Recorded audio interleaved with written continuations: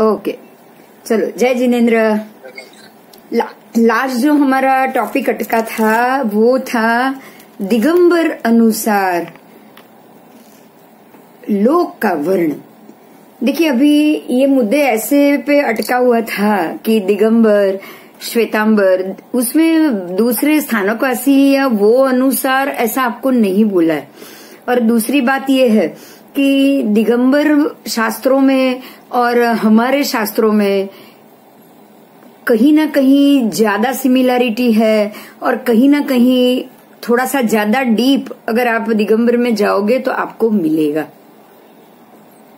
अगर आप थोड़े ज्यादा डीप उतरे तो दिगंबर में से आपको बहुत कुछ मिलेगा। तो ये कारण है कि उन्होंने लोक का वर्णन कैसा किया है उसको हमें समझना पड़ेगा। अब वैसे तो लोक तो जो दिख रहा है वो दिख रहा है, उसमें यहाँ अलग और यहाँ अलग जो पदार्थ के रूप में है या जो चीजें दिखने वाली है उसमें तो फर्क नहीं पड़ सकता, लेकिन मान्यता में या जो धर्म की रीत है या ये सब कुछ है उसमें जरूर फर्क पड़ेगा। लास्ट क्लास में मैंने ये डिस्कस किया था कि जो केसी गणधर जी जब भगवान महावीर हुए तब पार्श्वनाथ भगवान के भी गणधर और परंपरा हाजिर थी, बराबर। तब जो परंपरा थी पार्श्वनाथ भगवान की वो भी थी और भगवान महावीर की भी परंपरा नई बनी और उसमें भी जो पिछले कुछ साल तक मतलब भगवान महावीर के जाने के बाद दोनों परंपरा एक साथ चालू रही। देखो हमें यहाँ पे ध्यान देना है। अब भगवान पार्श्वनाथ की परंपरा क्या थी और भगवान महावीर की परंपरा है उसको समझेंगे तो ये दिगंबर श्वेतांबर बहुत क्लियर हो जाएगा। श्वेत का मतलब ही है सफेद वस्त्र, श्वेत का मतलब ही है सफेद। श्वेत अंबर, अंबर का अर्थ है दिक अंबर, जो अंबर का मतलब है वस्त्र, अंबर का मतलब है वस्त्र, जिनके वस्त्र दिशाएं हैं। समझ में आ रही है मेरी बात? जिनके वस्त्र चारों दिशाएं हैं उनको दिगंबर कहा गया। दिक अंबर मतलब दिगंबर, जिनके वस्त्र ही दिशाएं हैं मतलब जो दिशाएं हैं उनको ओढ़ के घूम रहे हैं, जिनको वस्त्र धारण नहीं करना है। ये मान्यता श्वेतांबर आने के बाद ही होगी, क्योंकि श्वेत अंबर जब साधु ने वर्ण पहन लिए तब दिगंबर वाले ने बोला कि हम तो वस्त्र नहीं पहनेंगे, हमारे लिए तो ये चारों दिशा ही हमारे वस्त्र है। ये अलग कब हुआ, ये नाम कब हुआ, हम ये सोच रहे और ये 99% ये आपको सही मिलेगा। कैसे? तो जब भगवान पार्श्वनाथ के गणधर और उनकी परंपरा, अब गणधर थे उनके भी बहुत ज्यादा ही 3-3.5 लाख से ज्यादा साधु भगवान थे, तो उनकी परंपरा तो 250 साल के बाद तो चालू ही रहेगी, सीधी बात, खत्म तो होगी नहीं। और 23वें भगवान तक एक 22 दूसरे से लेके 23 पहले और 24वें छोड़ना है। बीच के जो भगवान है उनमें ना तो उनके रोज की प्रतिक्रमण की विधि होती है और ना ही उनको वस्त्र और पात्र धारण करना होता है, ना ही प्रतिक्रमण की विधि, ना ही वस्त्र पात्र धारण और ना ही पंच महाव्रत जो अब्रह्म का सेवन है वो 5वां महाव्रत है वो भी उनमें नहीं होता है। उनको स्त्री चर्या का त्याग परिग्रह में ही हो जाता है। किसी भी चीज का परिग्रह रखना नहीं, वस्त्र का नहीं रखना, पात्र का नहीं रखना, तो बाहर की चीज स्त्री का तो सवाल ही नहीं।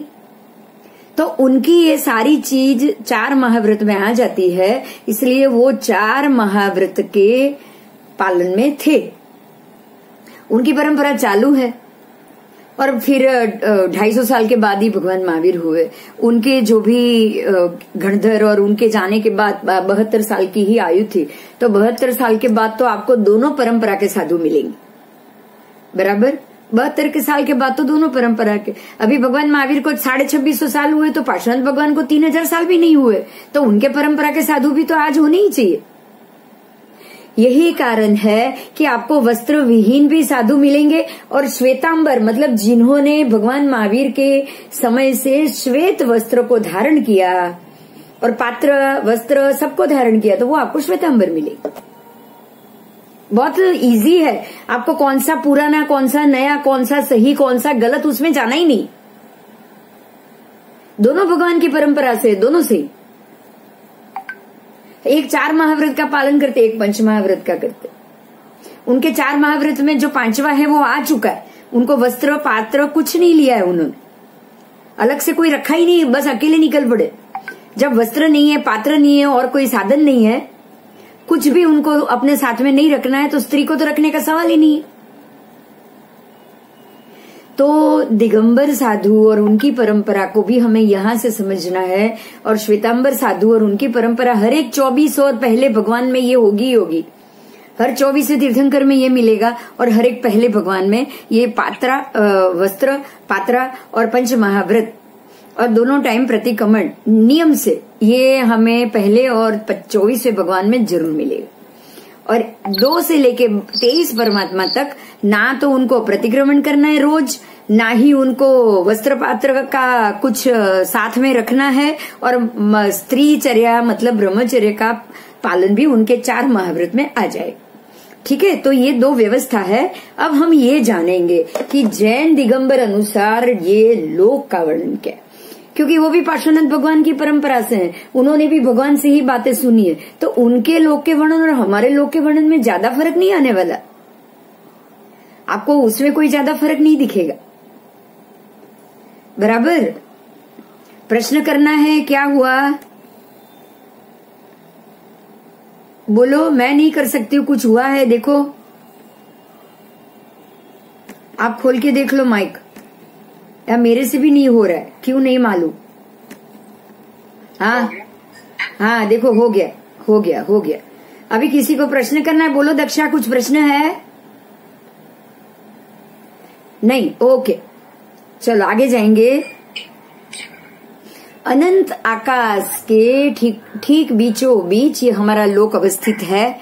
वो तो हमने शुरू में समझ भी लिया है, पिक्चर भी देख लिए हैं कि अनंत आकाश के बीच ये हमारा लोक अवस्थित है, जो नीचे पल्यक के जैसा, पल्यक मतलब पल्यंक मतलब पलंग के जैसा, ऐसे ही आकार का, मध्य में से वज्र के समान, जो वज्र का हथियार होता है ऐसे खड़ा हुआ वज्र के समान, ऊपर खड़े मृदंग के तुल्य, अगर ऊपर है ऊपर के भाग में मृदंग जैसा है, और लोग नीचे से विस्तीर्ण, ये जैन दर्शन मान रहा है, हाँ नीचे से नहीं, ये जैन दिगंबर दर्शन मान रहा है, नीचे से विस्तीर्ण, मध्य में संक्षिप्त और ऊर्ध्व मुख मृदंग के समान है। ये सब मिलके लोक का आकार पुरुष के आकार के समान हो जाता है। आपको जहां जहां सिमिलैरिटी मिलेगी वहां मैं अटकूंगी नहीं। आप में से अगर कोई कुछ पूछना चाहे आप पूछ सकते हो, बराबर, मैं नहीं अटकूंगी, क्योंकि जहां सिमिलर है वहां में हम आगे ही जाएंगे। ऐसे पल्यंग फोटो आपको चाहिए? हाँ है, एक मिनट। इसका तो फोटो अलग से नहीं है, अपने लोग का फोटो है वही फोटो है।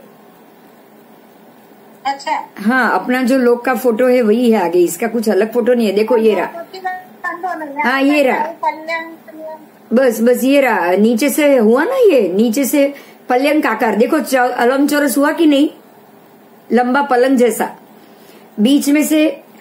बीच में से छोटा है और ऊपर मृदंग जैसा, ऊपर का आकार मृदंग जैसा।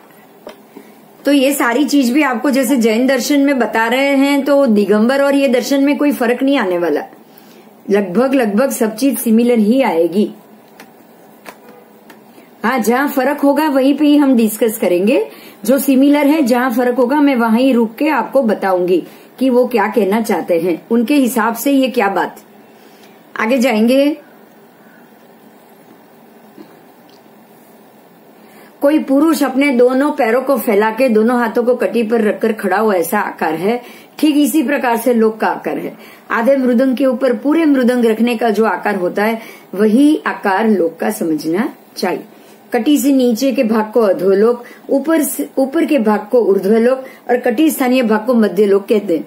इन 3 विभाग वाले लोक को लोकाकाश कहा जाता है, और क्योंकि उसके भीतर ही जीव, पुद्गल आदि सभी चेतन और अचेतन द्रव्य पाए जाते हैं, इस लोकाकाश के सिवाय चारों ओर पाए जाने वाले अनंत आकाश को अलोक कहते हैं, क्योंकि उसमें केवल आकाश के अतिरिक्त अन्य कोई चेतन या अचेतन द्रव्य नहीं होता है। यही बात जो दिगंबर मान्यता में है वही बात हमारे भी श्वेतांबर मान्यता में भी बिल्कुल वैसी है। अब उसका स्वरूप क्या है? सामान्य तो 14 रज्जु की ऊंचाई है, अधोलोक में सबसे नीचे 7 रज्जु है, पुनः घटता घटता कटी स्थानीय मध्य भाग में वो 1 रज्जु ही हो जाता है, कटी में मध्य में, जो कि हमारा जहाँ मध्य लोक होता है वहां। इससे ऊपर के क्रम में वापस बढ़ता हुआ दोनों हाथों की कोहनी के स्थान पे 5 रज्जु विस्तृत है। पुनः क्रम से घटता घटता सिर के स्थान पर लोक के अग्र भाग पर वो 1 रज्जु हो जाता है। ये समस्त चारों लोक चारों ओर से घनोदधि, घनवात, तनुवात जैसे 3 वलयों से वेष्टित है, अर्थात इसके आकार पर आधार पर अवस्थित है। प्रथम वलय अधिक सघन, अतः इसे घनोदधि कहते हैं। दूसरे तीसरे वलय की अपेक्षा सघन है, इसलिए उसे घनवात कहा गया। तीसरा वलय उन दोनों की अपेक्षा अत्यंत सूक्ष्म या पतला है, इसलिए उसको तनुवात कहा गया है। ठीक है, ये सारी चीजें मिलती है, बिल्कुल कॉमन है। कटी स्थानीय झल्लरी के समान आकार वाले, कटी में क्या है? झल्लरी जैसा। झल्लरी भी एक बजाने का वाद्य ही होता है जो बराबर बीच में से पतला है और दोनों तरफ वो चौड़ा हो जाता है। अब मध्यलोक के नीचे 7 पृथ्वी है, धम्मा, वंशा, सैला, अंजना, रिष्टा, मघा और मागवती। रत्न प्रभा, शर्करा प्रभा, वालुका प्रभा, पंख प्रभा, धूम प्रभा, तम प्रभा, तमस प्रभा, ये इसके गोत्र कहे गए।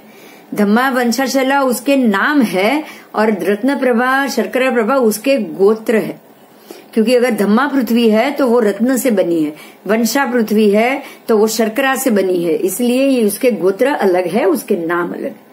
इनमें से पहली रत्न प्रभा के 3 भाग है, खर भाग, पंख भाग और अवबहुल भाग। इनमें खर भाग 16,000 योजन, पंख भाग 84,000 और अवबहुल भाग 80,000 योजन मोटा है। इस प्रकार रत्न प्रभा पृथ्वी की मोटाई 1,80,000 योजन है। हम इन 3 भाग वाली रत्न प्रभा पृथ्वी के नीचे असंख्य हजार योजन के अंतराल के बाद दूसरी शर्करा पृथ्वी है, जिसका ये भी 1,32,000 योजन मोटी है। इसके नीचे पुनः 1000 योजन जाने के बाद तीसरी पृथ्वी जो 1,28,000 है, तीसरी के नीचे पंख प्रभा चौथी जो 1,24,000। पृथ्वी का तल भाग मध्य लोक से 3 रज्जु नीचे है। इसके असंख्यात योजन नीचे जाने पे 5वीं धूम प्रभा पृथ्वी है जो 1,20,000 मोटी। इसका तल मध्य भाग से 5 रज्जु नीचे है। छठी पृथ्वी से असंख्यात 1000 योजन नीचे जाने पे 7वीं महातम प्रभा पृथ्वी है, जिसकी मोटाई 1,08,000 योजन। इसका तल भाग मध्य लोक से 6 रज्जु नीचा है। रत्न प्रभा पृथ्वी के 1,80,000 योजन प्रमाण क्षेत्र में से ऊपर के 1,000 भाग को छोड़ के मध्यवर्ती क्षेत्र में ऊपर भवनवासी के 7,72,00,000 भवन है तथा नीचे नारकियों के 30 लाख नरकावास। किंतु त्रिलोक पन्नति, तत्वार्थ, वार्तिक और दिगंबर ग्रंथों में इसमें भिन्न उल्लेख पाया जाता है। देखिए, जहां तक कॉमन है ना वहां पे कुछ नहीं बताया, लेकिन जहां पे भिन्न उल्लेख है ना वहां पे अटका दिया है। अब कहाँ भिन्न है वो हम देखेंगे। ये जो चारों नारकियों के जो 30 लाख नरकावास है और ऊपर भवनपति के निवास कहाँ है, उनके भवन कहाँ है, उसमें जो चेंज है वो यहाँ पे बताया। अब दूसरी पृथ्वी के नीचे 1,000 भूमि भाग छोड़ के मध्यवर्ती भाग में नरकों के 25 लाख नरकावास। इसी प्रकार तीसरी से लगातार 7वीं तक पृथ्वी की उनकी मोटाई के ऊपर नीचे के 1,000 छोड़ना है, ऊपर को 1,000 छोड़ना है और मध्यवर्ती भागों में क्रमशः 15 लाख, 10 लाख, 3 लाख, 5 कम 1 लाख, 5 लाख 5 नरकावास है। ये नरकावास पटल या पत्थरों में विभक्त है। पहली आदि पृथ्वी में क्रमशः 13, 11, 9, 7, 5, 3 और 1 पटल है। इस प्रकार 7 पृथ्वियों के नरकावास के 49 पटल, ये तो सब कॉमन है, ये सब आ चुका है। इन 49 पटलों में विभक्त 7 पृथ्वियों के नरकावासों का प्रमाण 84 लाख, जिनमें असंख्यात नारकी जीव सदाकाल अनेक प्रकार के क्षेत्रज परस्पर उदीरित शारीरिक और मानसिक दुखों को भोग रहे। इन नरकों में क्रूर कर्म करने वाले पापी मनुष्य और पशु पक्षी ही और तिर्यंच ही उत्पन्न होते हैं। वे पहली नर पृथ्वी से कम 10,000 वर्ष की आयु से लेकर 7वीं पृथ्वी में 33 सागरोपम तक अनेक प्रकार के दुखों को पाया करते हैं। इनकी अनपवर्तनीय आयु होने से अकाल मृत्यु नहीं होती। उनका शरीर वैक्री और औपपातिक होता है। जन्म लेने के पश्चात अंतर मुहूर्त में ही उनके शरीर का पूरा निर्माण हो जाता है और वे उत्पन्न होते ही ऊपर की और पैर तथा अधोमुख होकर नीचे नरक की भूमि में गिरते हैं। सातवीं पृथ्वी के नीचे एक रज्जु प्रमाण मोटे और 7 रज्जु विस्तृत क्षेत्र में केवल एकेंद्रिय जीव रहते।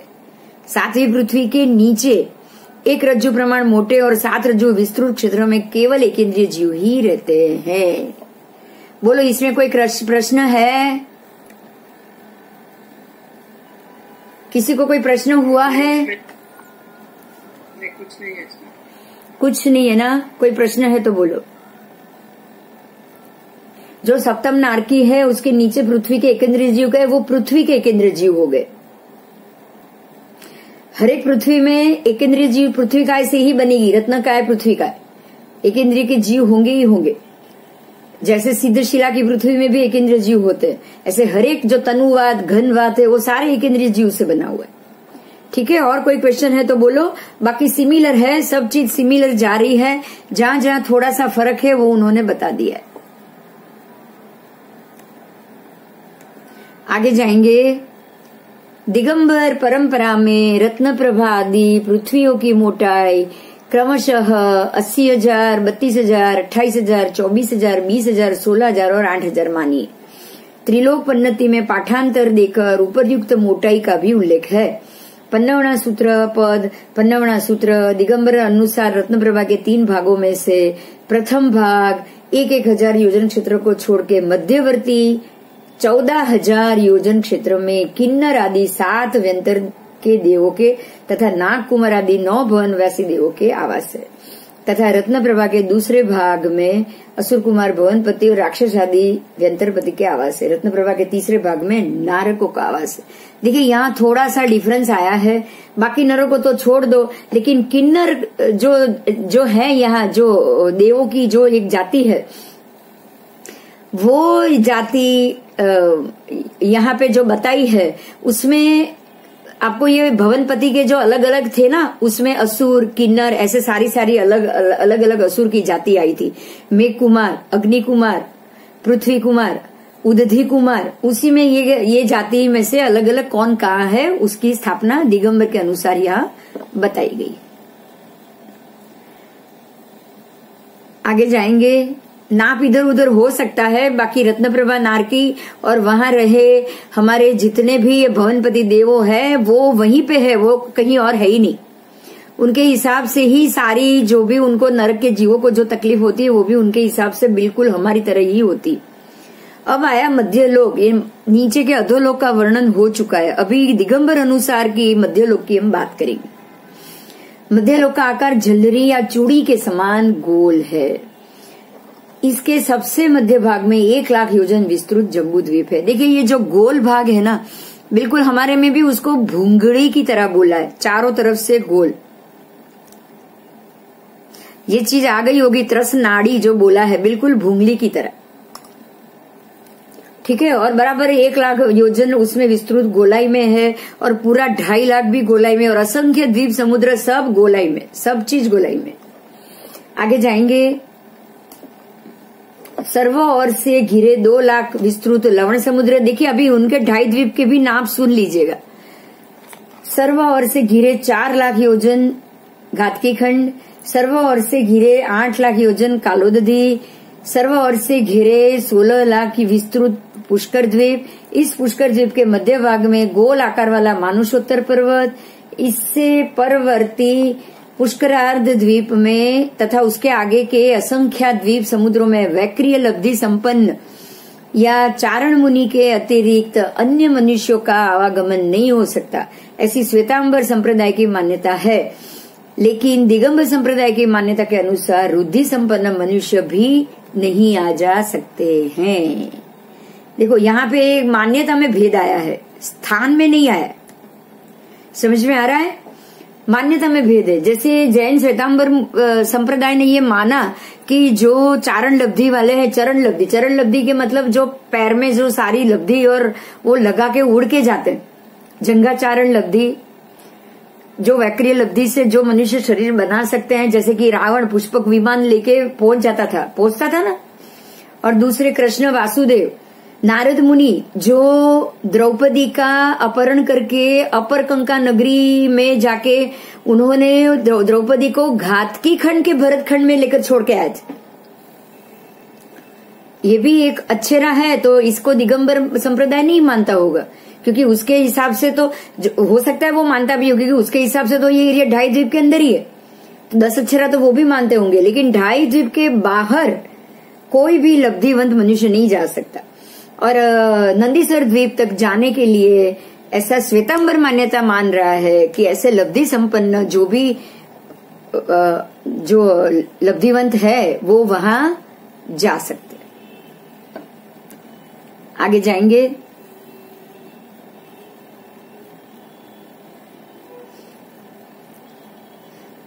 पुष्करवर द्वीप को घेरे हुए उससे दुगुने विस्तार वाला पुष्करोद समुद्र है। पुनः घेर कर उत्तरोत्तर दुगुने विस्तार वाला वरुणवर द्वीप, वरुणवर समुद्र, क्षीरवर द्वीप, क्षीरवर समुद्र, ध्रुतवर द्वीप और समुद्र, क्षोधवर द्वीप और समुद्र, नंदीश्वर द्वीप और समुद्र आदि नाम वाले असंख्यात द्वीप समुद्र है। सबसे अंत में असंख्यात योजन विस्तृत स्वयंभू रमण द्वीप और स्वयंभू रमण समुद्र है। इस असंख्यात द्वीप समुद्रों वाले मध्य लोक के ठीक मध्य में जो 1 लाख योजन विस्तृत जम्बू द्वीप है, उसके भी मध्य भाग के मूल में 10,000 योजन विस्तृत ऐसा 1 लाख योजन ऊंचा मेरू पर्वत है। इसके उत्तर दिशा में अवस्थित उत्तर कुरु क्षेत्र में एक अनादि निधन पार्थिव जम्बू वृक्ष है, जिसके निमित्त से ही इस द्वीप का नाम जम्बू द्वीप पड़ा है। इस द्वीप का विभाजन करने वाले पूर्व से लेकर पश्चिम तक लंबे 6 वर्षधर पर्वत हिमवान, महाहिमवान, निषद, नीलवान, रुक्मी और शिखरी तथा 6 वर्षधर पर्वतों से विभक्त होने के कारण जम्बू द्वीप के 7 विभाग हो जाते हैं। इन्हें वर्ष या क्षेत्र कहते हैं। इनके नाम दक्षिण की ओर से इस प्रकार से है। दक्षिण में सबसे पहले भरत क्षेत्र, फिर हेमवत क्षेत्र, हरिवर्ष क्षेत्र, उसके बाद महाविदेह क्षेत्र, फिर रम्य क्षेत्र, हिरण्यवंत क्षेत्र और ऐरवत क्षेत्र। इनमें से विदेह क्षेत्र के मध्य भाग में मेरू पर्वत है। इसके दक्षिणी भाग में भरत आदि 3 क्षेत्र है और उत्तरी भाग में रम्यक आदि 3 क्षेत्र है। ये बात दोनों में बिल्कुल कॉमन है, कहीं भी कोई भी इसमें विरोधाभास नहीं। आप लोगों ने अभी पढ़ा नहीं है, पर मैंने पढ़ा है, मैं आपको कह रही हूं, जब पढ़ेंगे तब आप टैली कर सकते हो। कर्म भूमिया और अकर्म भूमिया, उपरयुक्त 7 क्षेत्रों में से भरत, ऐरवत, विदेह क्षेत्र, देव कुरु, उत्तर कुरु को छोड़ के, आपको देव और उत्तर कुरु ये दोनों क्षेत्र है उसको छोड़ देना है। उसके जो कर्म भूमि है उसको कर्म भूमि कहा जाता है, क्योंकि यहाँ के मनुष्य 80 कृषि आदि कर्मों के द्वारा अपना जीवन निर्वाह करते हैं। यहाँ के मनुष्य तिर्यंच अपने अपने पुण्य पापों के अनुसार नरक, तिर्यंच आदि चारों गतियों में उत्पन्न होते हैं तथा यहाँ के ही मनुष्य अपने पुरुषार्थ के द्वारा कर्मों का क्षय करके मोक्ष प्राप्त करते। उक्त कर्म भूमि के सिवाय शेष को अकर्म भूमि या भोग भूमि कहा जाता है। देखिए, जो उत्तर कुरु, देव कुरु है ना, वो भी भोग भूमि, अकर्म भूमि है, क्योंकि यहाँ 80 आदि कर्मों के द्वारा जीव को कर्म उपार्जन नहीं करना पड़ता, किंतु प्रकृति प्रदत्त कल्प वृक्षों के द्वारा ही जीवन निर्वाह होता है। भोग भूमि के जीवों की अकाल मृत्यु भी नहीं होती, किंतु वे सदा स्वस्थ रहते हुए पूर्ण आयु पर्यंत दिव्य भोगों को भोगते रहते हैं। कुछ समझ में आया या कोई प्रश्न है? बताओ। जिनको भी प्रश्न है प्लीज बताओ। ये अकर्म भूमि है और कर्म भूमि जो है उसकी व्याख्या है। और ये सारे ये जैसे 7 क्षेत्र है वही कर्म भूमि, बाकी सारी भूमि अकर्म। और अकर्म भूमि में आपको पुण्य भोगने के लिए ही आपको जाना है। और यहां से मरने के बाद जीव कभी नरक में नहीं जाता, सिर्फ देवलोक में जाता है, मनुष्य भी नहीं बनता। अकर्म भूमि में, जो भोग भूमि में जो भी जीव यहां से मरेंगे, ना वो मनुष्य बनेंगे ना वो नरक में जाएंगे, ना तिर्यंच में जाएंगे, सीधे देवलोक में जाएंगे। कोई प्रश्न हो तो कर लीजिएगा। और ये पूरा वृत्तांत दिगंबर और श्वेतंबर दोनों क्षेत्र का बिल्कुल एक ही है। प्रथम हिमवंत पर्वत जो चारों दिशाओं में से 300 योजन लवण समुद्र के भीतर जाकर 4 अंतर्द्वीप है। पहले हिमवंत पर्वत की चारों ओर विदिशाओं में 300 योजन आप लवण समुद्र में अंदर जाओ ना, तब 4 अंतर्द्वीप आता है। इसी प्रकार लवण समुद्र के भीतर 400, 500, 600, 700, 800, 900 योजन आगे जाने पर चारों विदिशाओं में 4 अंतर्द्वीप है। और इस प्रकार चुल्ल हिमवंत के 28, सर्व अंतर्द्वीप 28 होते हैं। इसी प्रकार छठे शिखरी पर्वत के लवण समुद्र का 28 द्वीप है। दोनों ओर के मिला के 56 अंतर्द्वीप हो जाते हैं। इनमें एकोरूक आदि अनेक आकृतियों वाले मनुष्य रहते हैं। वे कल्प वृक्षों के फल फूलों को खाकर अपना जीवन निर्वाह करते हैं। स्त्री पुरुष के હું કહું છું વાંચી લઉં છું પહેલા। स्त्री पुरुष के रूप में युगल उत्पन्न होते हैं और वो साथ ही मरते हैं। इनके मरण के कुछ समय पूर्व युगल संतान उत्पन्न होती है, जिन पर 6 वर्षधर पर्वतों के नाम कहे गए हैं। इनके ऊपर क्रमशः पद्म, महापद्म, तिगिंची, केसरी, महापुंडरीक और पुंडरीक नाम का एक द्रह या सरोवर है। इन्हीं सरोवरों के मध्यों में पद्मों का अवस्थान बताया गया है। ये अंतर्द्वीप की बात की। अंतर्द्वीप, आपको अंतर्द्वीप नहीं पता है? अंतर्द्वीप 56 प्रकार के हैं। अंतर्द्वीप नहीं, मैंने सोचा शायद सुना हो, क्योंकि ये आपके 9 तत्व में और जीव विचार में सब में आ चुके। आपको पता है मनुष्य के 303 भेद है, मालूम है? हाँ, मनुष्य के जो 303 भेद है ना, उसमें ये 56 अंतर्द्वीप के 56 भेद आ जाते। मनुष्य के जो जीव विचार के 563 भेद में से जो मनुष्य के 303 भेद है, उन सब में ये 56 अंतर्द्वीप के मनुष्यों के भेद भी आ जाते हैं। और ये 56 अंतर्द्वीप में पूरी हमारी तरह ही एक मनुष्य व्यवस्था है, लेकिन यहाँ से जन्मे हुए मनुष्य है, उनका भी आपको ये कर्म भूमि नहीं है, अकर्म भूमि के ही मनुष्य समझना है। बोलो और कोई क्वेश्चन? अभी एकोरूक ऐसे 7 द्वीपों के नाम है। एकोरूक ऐसे जैसे, हाँ, एकोरूक ऐसे 7 नाम आएंगे आपको आगे। अच्छा, हाँ, मतलब एकोरूक द्वीप का जो नाम है, वहाँ एकोरूक की आकृति के लोग मिलेंगे। अनेक आकृतियों वाले मनुष्य रहते એટલે एकोरूक आदि अनेक आकृति। हाँ, એટલે तो एकोरूक द्वीप, ऐसे ही एकोरूक सारा द्वीप का नाम है। वो सभी द्वीपों में आपको अनेक आकृति वाले मनुष्य मिलेंगे। और अनेक आकृतियों वाला है। अनेक आकृति, ये लोगों ना अलग अलग आकारो। आकृति नो मतलब શું થયો? એટલે માણસો અલગ આકારના હોય। हाँ, कोई आ બધા वज्र वृषभ संग्रहण वाला હોય।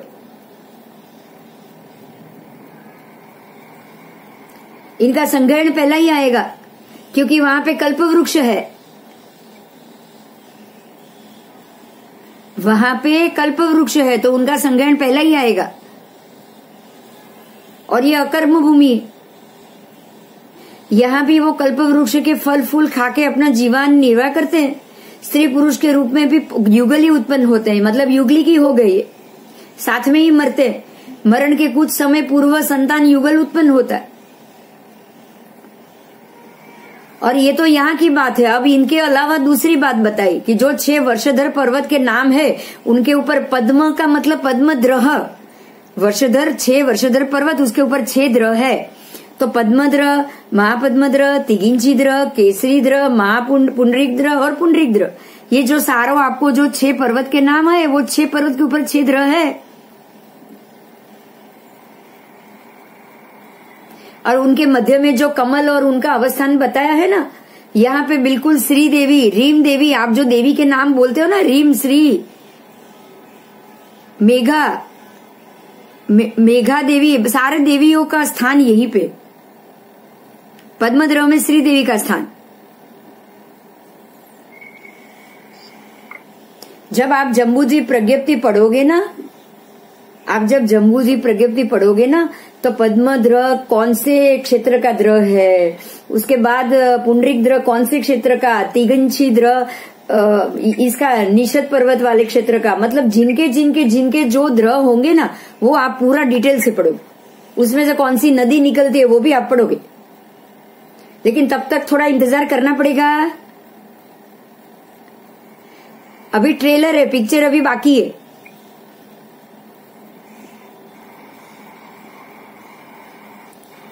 बराबर? पूरा जानने के बाद हम एक एक द्रव को हम पूरा डिटेल से जानेंगे। ये तो सिर्फ आपको शॉर्ट में यहां इसलिए बताया है कि दिगंबर मान्यता भी यही मानता है। तो ये सारे अपने श्वेतांबर मान्यता में है, मतलब क्या है समझना है आपको। दिगंबर मान्यता में चाहे वो वस्त्र से अलग पड़े, उनके आचार विचार से अलग पड़े, क्योंकि दो परमात्मा के काल में जो दो परमात्मा के खुद के आचार विचार में भी फर्क था ना। पार्श्वनाथ भगवान जैसे 2 से लेके 23 भगवान जो हो गए हैं, उनके आचार 4 महाव्रत वाले थे। वस्त्र पात्र का उनमें निषेध था, और जो पहले और 24वें भगवान है वो पंचाचार वाले, उनको श्वेत वस्त्र धारण किया है। बस वही फर्क है, बाकी कुछ फर्क नहीं है।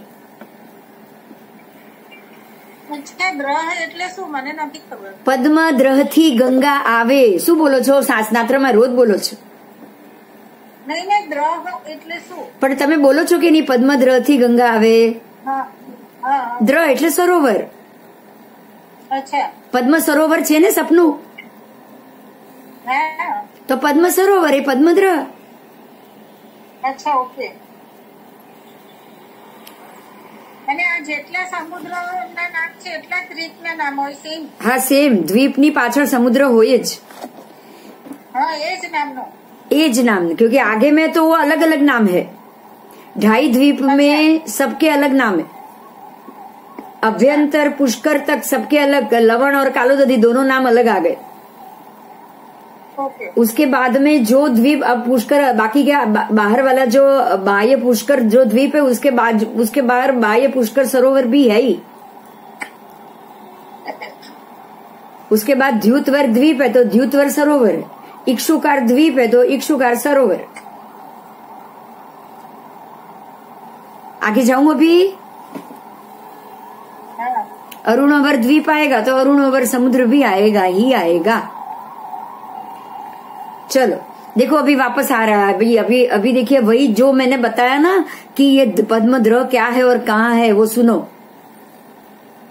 अब ये सारा पद्म, महापद्म, तिगिंची, केसरी, महापुंडरीक और पुंडरीक नाम का एक एक द्रह या सरोवर आ गया शब्द। इन सरोवर के मध्य में पद्मों का अवस्थान बताया है। उसमें मध्य में बराबर कमलों का पूरा महल बना हुआ है, और ये सारे कमल रत्न के हैं, अपने नेचुरल कमल नहीं, पंखुड़ी और जो झाड़ पान वाले कमल नहीं, पूरा मणिमय रत्न के कमल। हिम, और उसके बीच में ये श्रीदेवी का स्थान, आपको जैसे लक्ष्मी जी बताए हैं ना, बराबर कमल के मध्य में स्थान बैठे हुए। हिमवंत पर्वत पर स्थित पद्मद्रह के पूर्व भाग से गंगा महानदी निकलती है, जो पर्वत से गिरकर दक्षिण भरत क्षेत्र में बहकर पूर्वमुखी होकर पूर्व के लवण समुद्र में जाकर मिलती है। इसी पद्म सरोवर के पश्चिम भाग से सिंधु महानदी निकल के भारतवर्ष के दक्षिण भाग में कुछ दूर तक बहती हुई पश्चिमाभिमुख होकर पश्चिम लवण समुद्र में जाकर मिलती है। इसी सरोवर के उत्तरी भाग में रोहिताशा नदी निकलती है, जो हेमवत क्षेत्र में बहती है।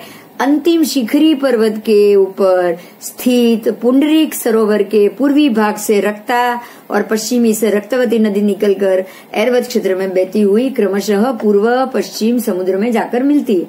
इसी पुंडरीक सरोवर के दक्षिण भाग से सुवर्णकुला नदी निकलती है, जो हिरण्यवंत में बहती है। शेष मध्यवर्ती वर्षधर पर्वतों के सरोवरों में से दो नदियां निकलती है।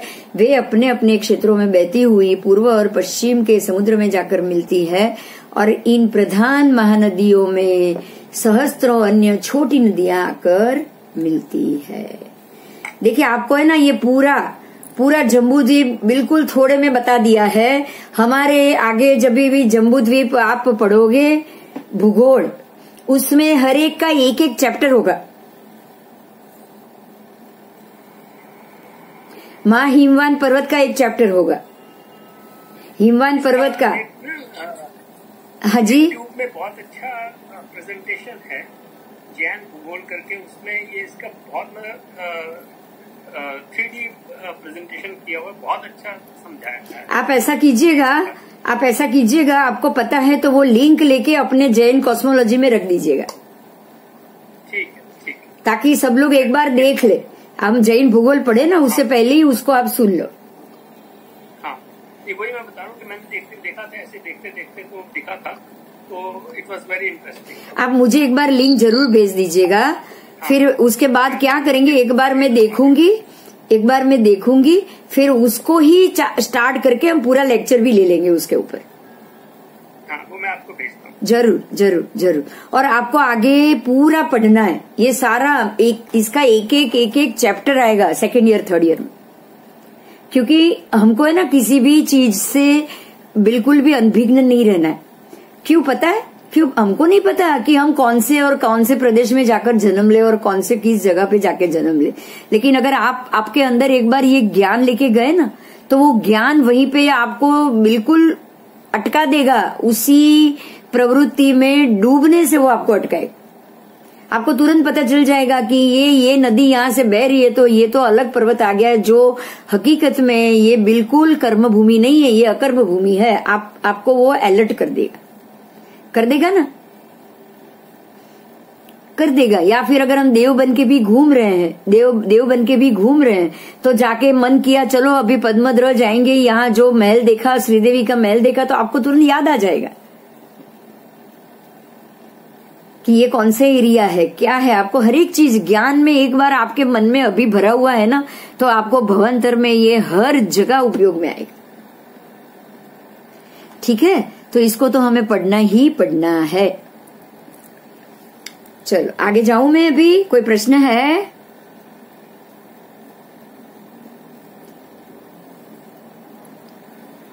आगे जाएंगे। विधेय क्षेत्र में यह एक बात को थोड़ा सा अलग हो रहा है, अभी इसमें लिखा हुआ है, उन्होंने, हो सकता है कि शास्त्र में उन्होंने ऐसा माना ना हो। देखो मैं फिर से बोल रही हूं लाइन, इन प्रधान नदियों में सहस्त्रों अन्य छोटी नदियां आकर मिलती है, बराबर। यहाँ पे ये लिखा हुआ है, जबकि हमारे श्वेतांबर शास्त्रों में ये लिखा है कि यही प्रधान नदियां अन्य, मतलब गंगा नदी के 14,000 अन्य फांटे छोटे छोटे होते। क्षेत्र में अन्य नदियां नहीं है, जो भी फांटे सारे गंगा के फांटे, ऐसे श्वेतांबर में ये मान्यता है। और पूर्व की तरफ गंगा के फांटे हैं और पश्चिम की तरफ जितने भी अन्य जो फांटे हैं ना, वो सारे सिंधु के 14,000 विभाग।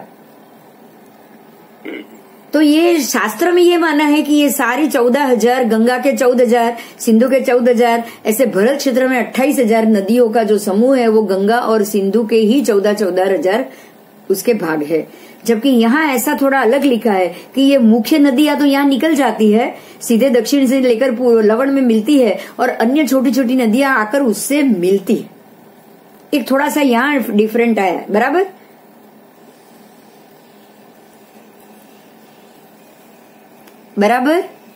समझ में आया? તો એમાં આપણને કયું લેવાનું? अपने में आप जो आएगा वो पढ़ो, अभी तो ये जाना है, अब वो भी जानो। ओके, ठीक है, बाद में डिसीजन लेना है, अभी से कुछ नहीं डिसीजन लेना है, पहले अपने सारे पार्ट को हम पढ़ेंगे, बराबर।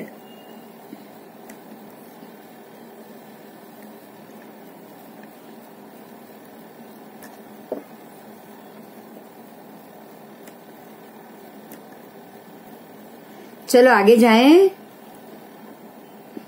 विदेह पर्वत में मेरू पर्वत के ईशानादि चारों कोणों में क्रमशः गंधमादन, माल्यवन, सौमनस और विद्युत प्रभ नाम के 4 पर्वत है। उनसे विभक्त होने के कारण मेरू के दक्षिणी भाग को देवकुरु और उत्तरी भाग को उत्तर कुरु कहते हैं। ये दोनों ही क्षेत्र भोग भूमि है। मेरू के पूर्ववर्ती भाग को पूर्व विदेह और पश्चिम दिशा वाले भाग को पश्चिम विदेह कहते हैं।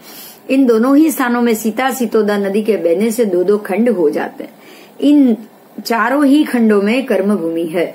उन्हीं में सिमंदर आदि 20 तीर्थंकर सदा विहार करते और धर्मोपदेश देते हुए विराजते। आज भी वहां के पुरुषार्थी मानव कर्मों का क्षय करके मुक जाते। ये सारी चीजें सिमिलर है, इसमें कुछ भी अलग नहीं। अब आइए ज्योतिष लोक की बात।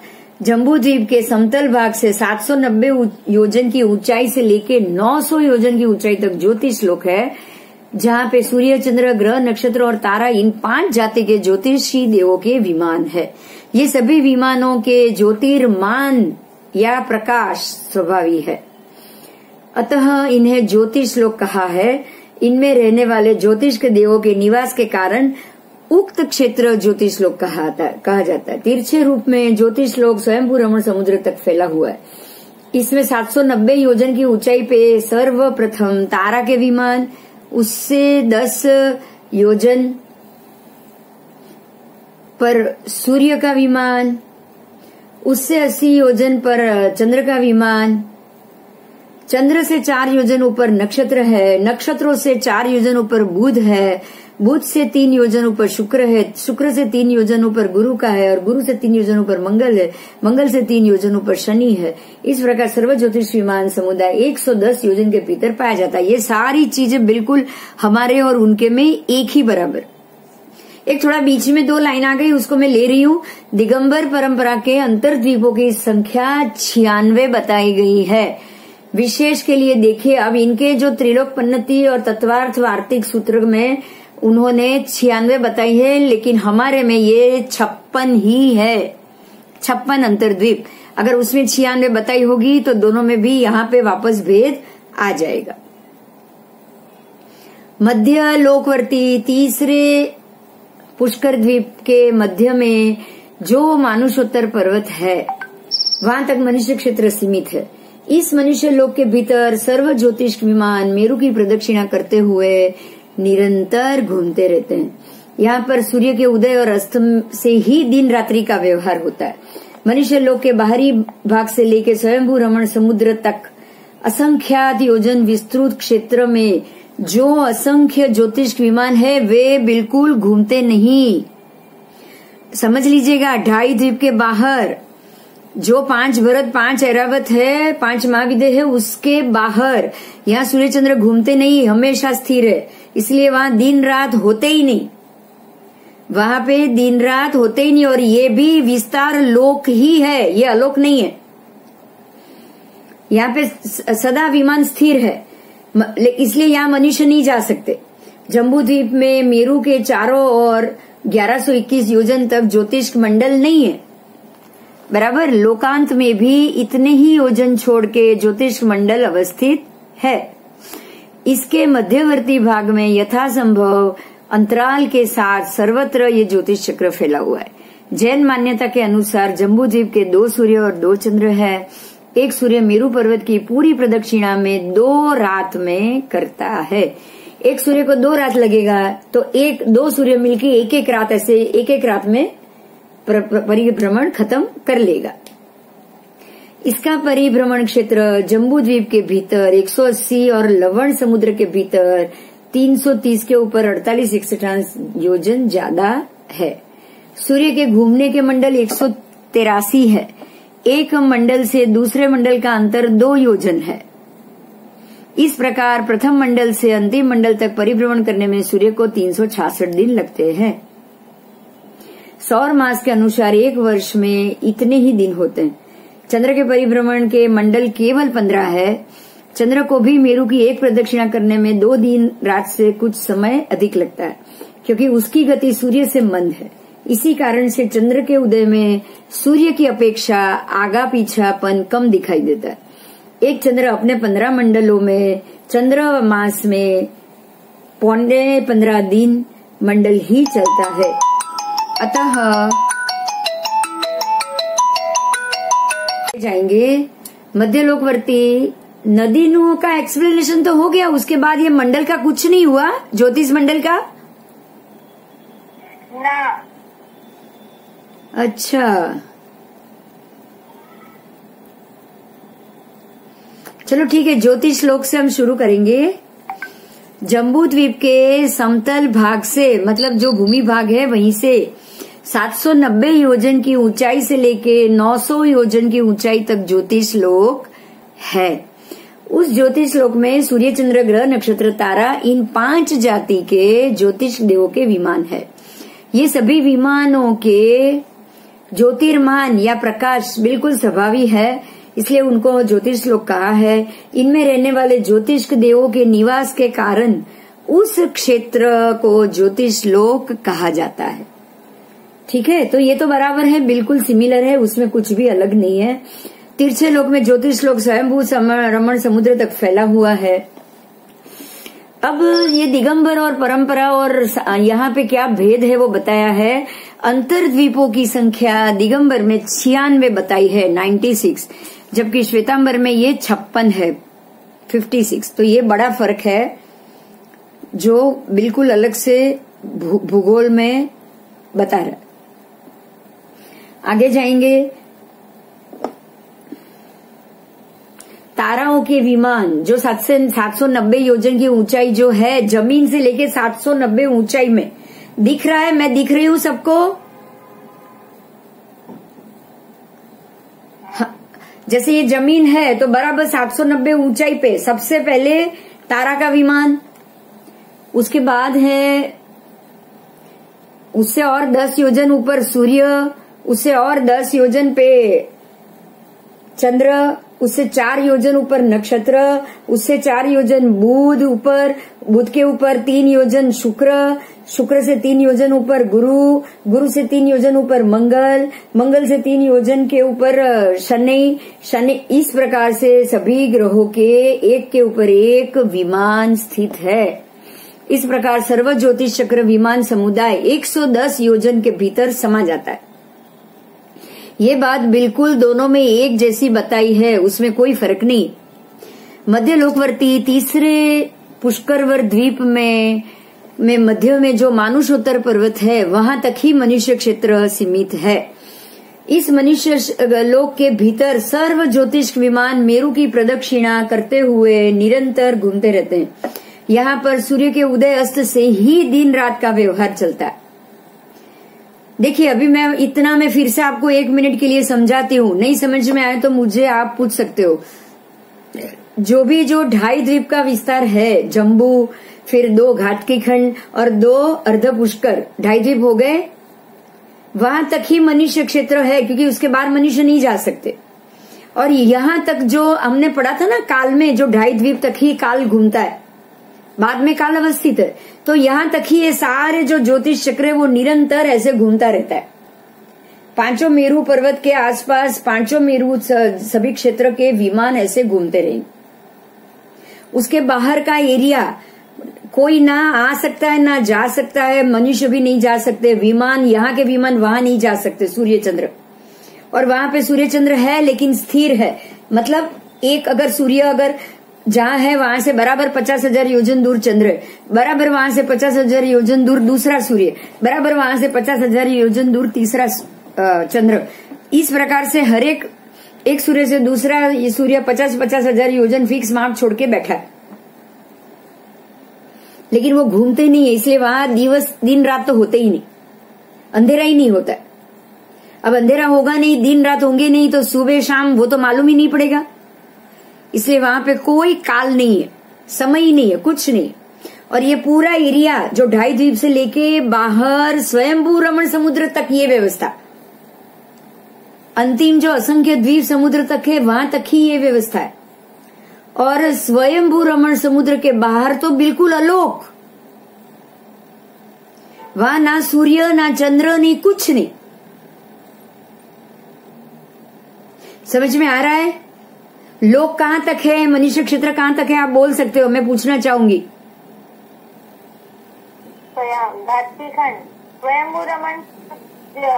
लोक कहां तक है, मतलब 2.5 द्वीप, मनुष्य क्षेत्र कहां तक है, मनुष्य कहां तक है?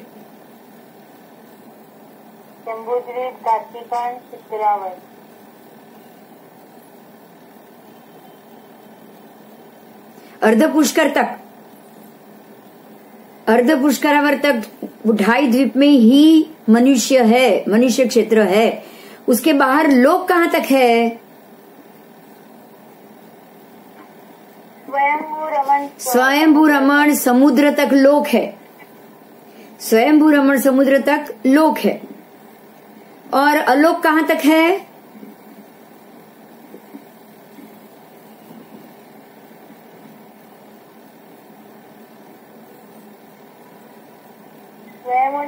समुद्र तक छोड़ने, बाकी सारा बाहर अलोक, अलोक की लिमिट नहीं है, हमको पता ही नहीं। अलोक में कोई जाएगा तो बताएगा ना कहां तक है, हम जा तो नहीं सकते कोई, इसलिए अलोक बस, बाकी सारा अलोक, हम यही बोलेंगे बाकी सारा अलोक। तो साइड में समझ में आ गया, साइड में कैसे है वो। अच्छा, सूर्य चंद्र घूमते कहां तक है?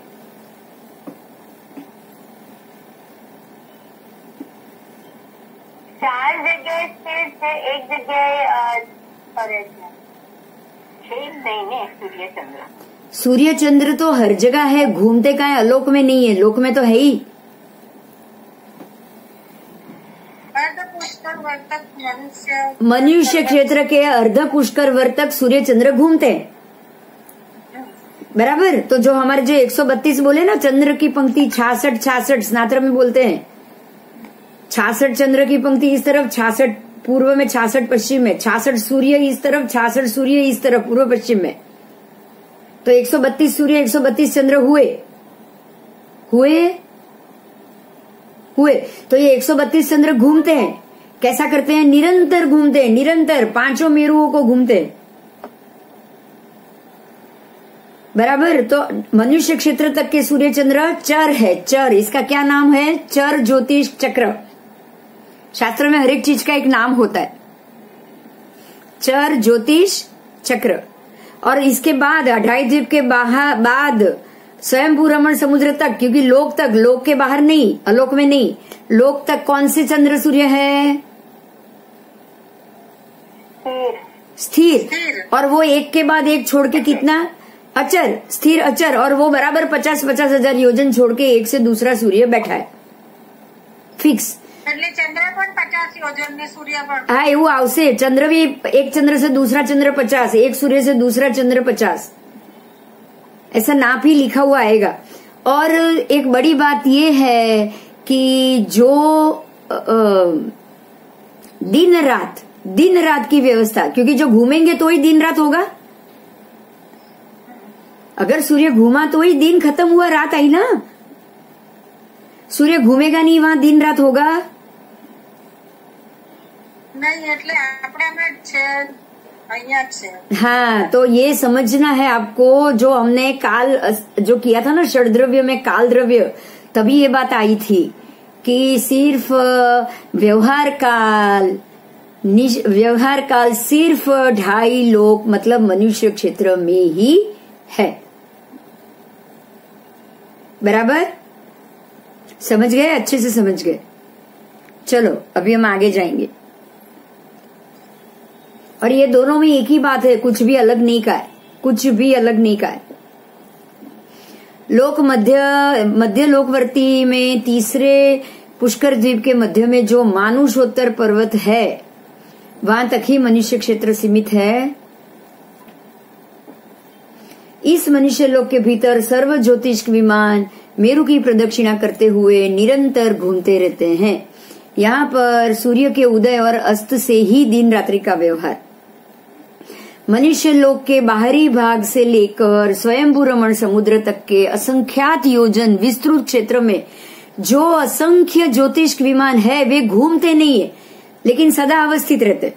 मेरू पर्वत में, जम्बू द्वीप में मेरू के चारों ओर 1121 योजन तक ज्योतिष मंडल नहीं है।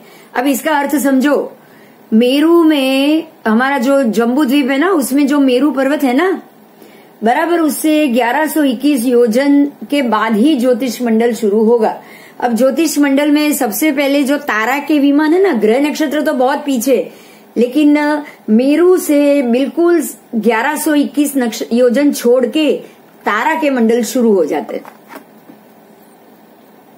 समझ में आई बात? ये मेरू है, मान लो ये मेरू है, मेरू से 1121 छोड़ के ही तारा के मंडल, और बाकी सारे ग्रह नक्षत्र के मंडल कितने दूर है पता है? 47,000 योजन छोड़ के।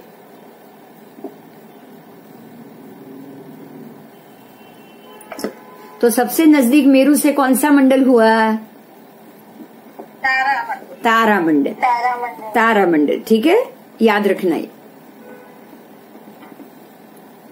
आगे आओ। ऐसे ही लोकांत में भी, मतलब लोकांत के बाहरी भाग में, लोकांत में भी इतने ही छोड़ के ज्योतिष मंडल है।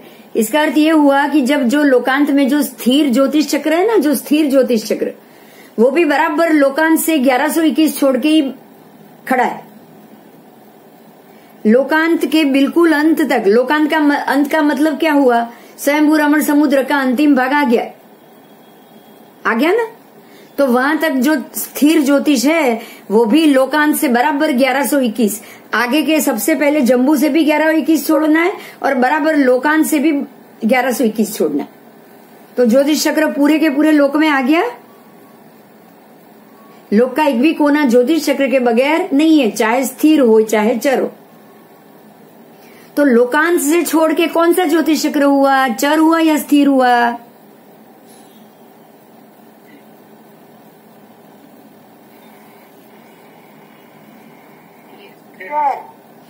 लोकांत से। चर तो मनुष्य क्षेत्र के बाहर ही नहीं है, स्थिर हुआ, क्योंकि मनुष्य क्षेत्र के बाहर से लेके पूरे लोकांत तक स्थिर ज्योतिष चक्र है, बराबर। मनुष्य क्षेत्र छोड़ के ही सीधे पूरे लोकांत असंख्य द्वीप समुद्र है, पता ही नहीं कितनी जगह है, तो वहां पे यहां से यहां छोड़ के क्या है? स्थिर ज्योतिष चक्र। ओके, चलो आगे जाएंगे। आगे जाऊं मैं? कोई प्रश्न है?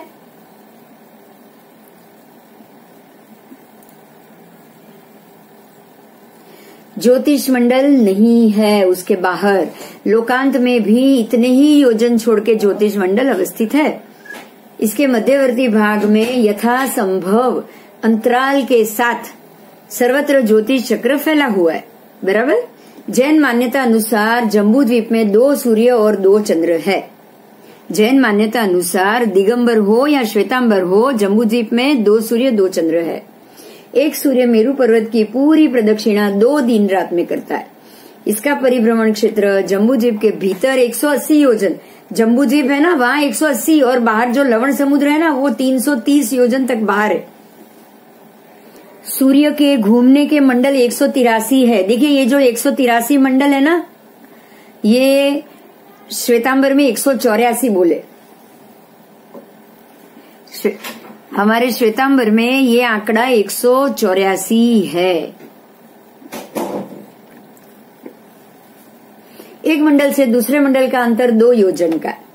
इस प्रकार प्रथम मंडल से अंतिम मंडल तक परिभ्रमण करने में सूर्य को 366 दिन लगते। सौर मास के अनुसार एक वर्ष में उतने ही दिन होते। चंद्र के परिभ्रमण के मंडल क्षेत्र 15 है। चंद्र को भी मेरू की एक प्रदक्षिणा करने में 2 दिन रात से कुछ अधिक समय लगता है, क्योंकि उसकी गति सूर्य से भी धीमी है। इसी कारण से चंद्र के उदय में सूर्य के अपेक्षा आगे पीछे होता रहता है। एक चंद्र अपने 15 मंडलों में को चंद्रमास में 15.25 दिनों मंडल पर चलता है। अतः चंद्रमास के अनुसार वर्ष में 355 या 356 दिन होते हैं, यहाँ भी फर्क है। हमारे जैन शास्त्र के अंदर श्वेतांबर पद्धति अनुसार ये फर्क 354 दिन और 1262 अंश का बोला गया है। यहाँ 355 356 बोला है, ऐसा नहीं, हमारे में 354 355 दो के बीच में बोला है। आगे आओ।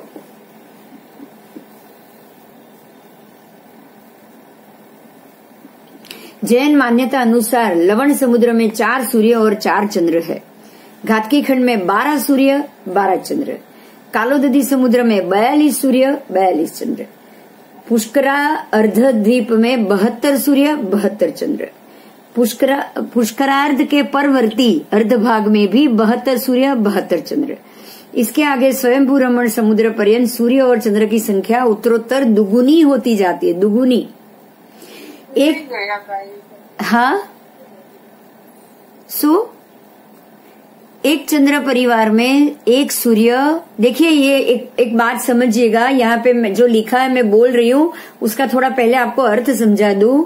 यहाँ पे जो सारा परिवार है वो चंद्रदेव का है, सूर्य का नहीं, क्योंकि ग्रहों का राजा चंद्र बोला गया है। इसीलिए सूर्य चंद्र का परिवार नहीं बोला जाएगा, चंद्र के परिवार में एक सूर्य। बात समझ में आ रही है? कभी भी ऐसा नहीं बोला जाएगा कि सूर्य के परिवार में एक चंद्र, उल्टा होगा, क्योंकि ये पूरा नक्षत्र ग्रहों का नक्षत्र की का जो स्थान है वो उसका मालिक उड़ुपति नक्षत्रपति ही चंद्र है, सूर्य नहीं। बराबर।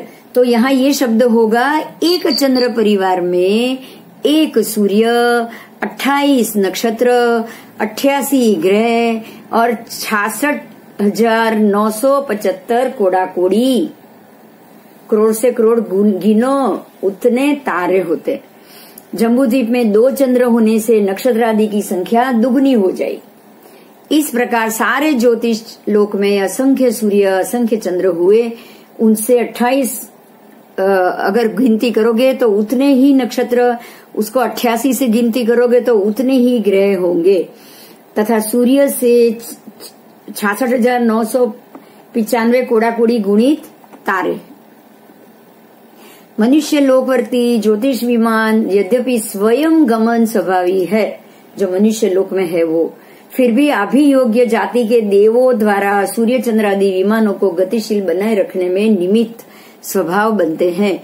ये देव सिंह, गज, बैल और अश्व का आकार धारण करके क्रमशः पूर्वादि चारों दिशाओं में संलग्न रहकर सूर्यादि विमानों को गतिशील बनाए रखते हैं। देखो एक बात यहाँ समझनी है कि कोई भी अगर विमान की व्यवस्था है, अगर वो चल रही है तो उसको चलाने वाला भी कोई न कोई होना चाहिए। तो हर एक, जैसे सूर्य का विमान है तो उसको चलाने वाले अभियोगिक देव, चारों दिशा में 4-4 देव है। एक में गज के उनका चेहरा हाथी जैसा है, जो दूसरी दिशा में है उनका चेहरा अश्व जैसा है। एक तरफ चला रहे हैं उसका चेहरा बैल जैसा है, और चौथी तरफ जो चला रहे हैं उनका चेहरा सिंह जैसा है। बराबर इस तरह से चारों प्राणी के जैसे चेहरे लेकर ये सारे विमानों को यही सारे देव चारों दिशाओं में से खींचते रहते हैं और उसको आगे बढ़ाते हैं। ठीक है, हम पालकी कैसे उठा के आगे बढ़ते हैं? आप वो जो किसी ने अगर देखा हो तो कार्तिक पूनम की पालकी को आप आगे से भी पीछे से भी उठा के चलते हो कि नहीं चलते हो?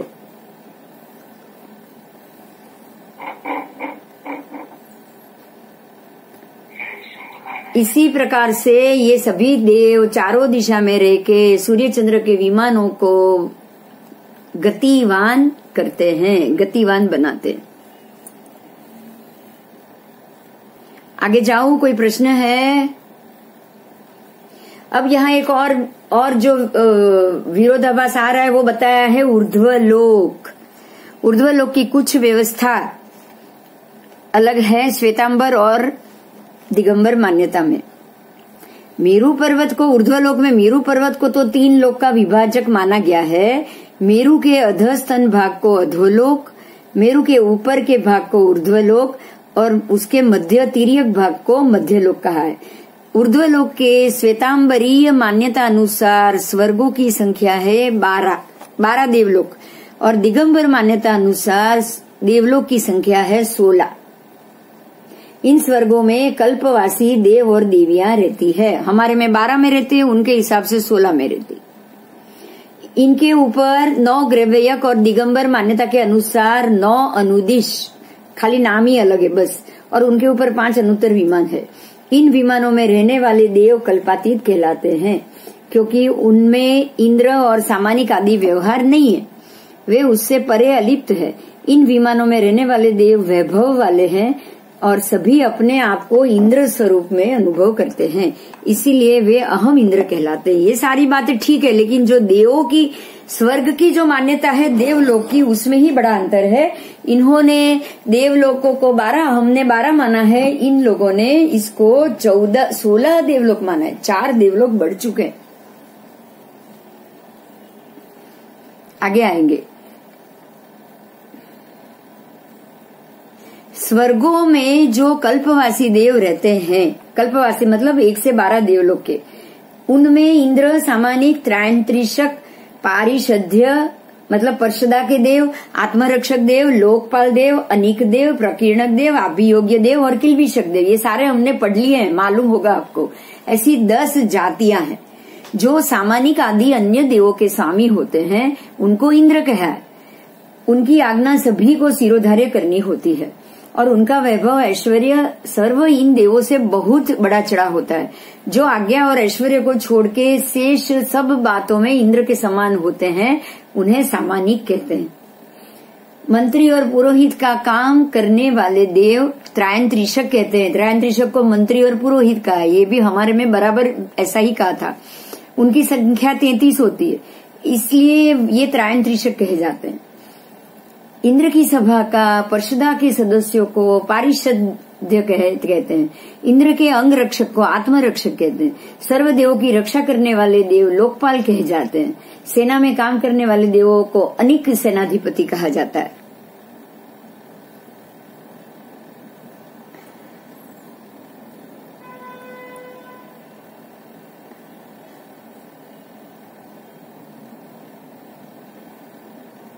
साधारण प्रजा स्थानीय देवों को प्रकीर्णक कहा जाता है और देवलोक में जो सबसे हीन पुण्य वाले होते हैं उनको किल्बिषक कहा जाता है। समझ में आ रही है? यही हमारी व्यवस्था थी और हमने सब ये पहले पढ़ा हुआ है, तो आपके लिए इजी हो गया। इजी हो गया? हो गया? चलो आगे।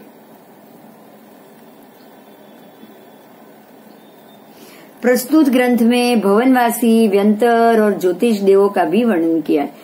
उनमें से भवनवासियों में भी उपर्युक्त 10 भेद है, किंतु व्यंतर और ज्योतिष के देवों में त्रयंत्रिश और लोकपाल को छोड़ के शेष 8 भेद होते हैं।